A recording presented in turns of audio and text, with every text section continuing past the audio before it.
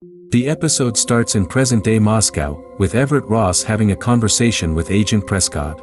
Prescott appears to be afraid of some danger and mentions 5 global terrorist strikes that occurred in the past years. He believes that these attacks are escalating day by day and suspects that the Skrulls are behind the planning. According to him, the Skrulls arrived on Earth 30 years ago when Carol Danvers and Nick Fury promised them a new planet. Now, the Skrulls live on Earth as shapeshifters, capable of assuming any form at any time. Prescott becomes furious and suggests that there may be thousands of Skrulls living in the world. However, Ross believes that since the Skrulls came to Earth because of Nick Fury, they must be allies.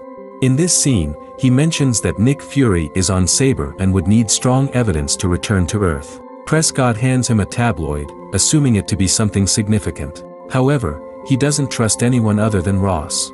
At that moment, Prescott attacks Ross but fails to subdue him. Ross escapes from the room, unaware that an unknown person is following him. He seeks help from Maria Hill, who instructs him to meet her at Akademika Metro Station, 6 blocks northeast. The unknown person, a Russian, tries to capture Ross, resulting in a thrilling chase that ends with Ross falling from a building. The unknown person then reveals himself as a Skrull named Talos, while Ross also transforms into a Skrull. However, Talos clarifies that Ross is different from the others. Later, we see Nick Fury finally arriving on Earth and meeting with Maria Hill.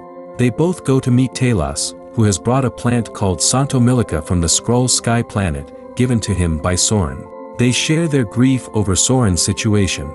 Nick asks about Gravik, but Talos explains that after the blip, Fury changed, Carol Danvers disappeared, and so did Jaya.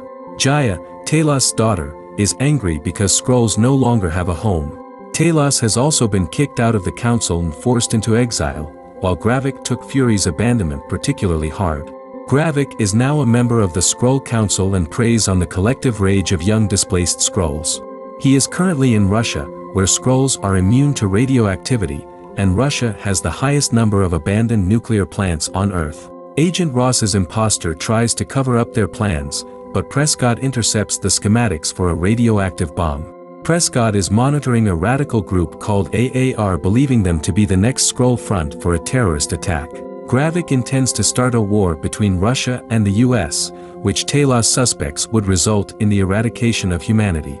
Meanwhile, Rhodes informs the president that Fury has left Saber, and he tries to decode a secret message between Hill and Nick. Rhodes mentions that both Hill and Fury are AWOL, and the president advises dealing with the situation.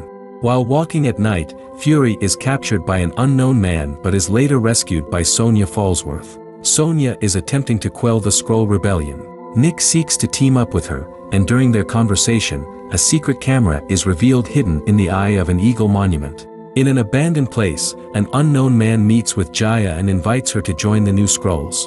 The man's name is Beto, but he has trouble remembering when he last ate. Jaya mentions that in this place, they can drink Skrull wine and wear Skrull skins. They arrive at a location where Skrulls live openly without fear, with their numbers reaching around 500 members.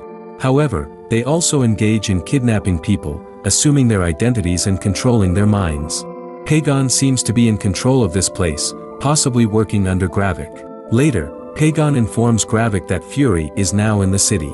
Pagon orders Jaya to deliver cash to an address and deal with Poprishchin, with no one else involved. Then, Jaya is instructed to take 2 bags and deliver them to a safe house in Moscow.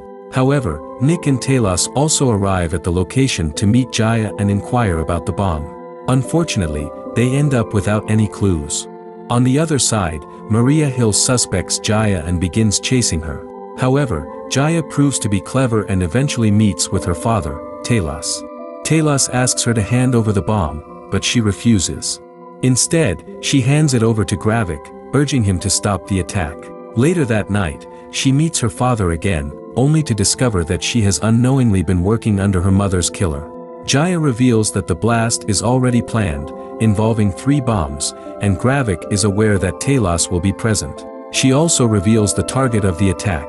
The next day, Jaya carries 2 bags and sprays infrared to identify better, handing the bags to another individual.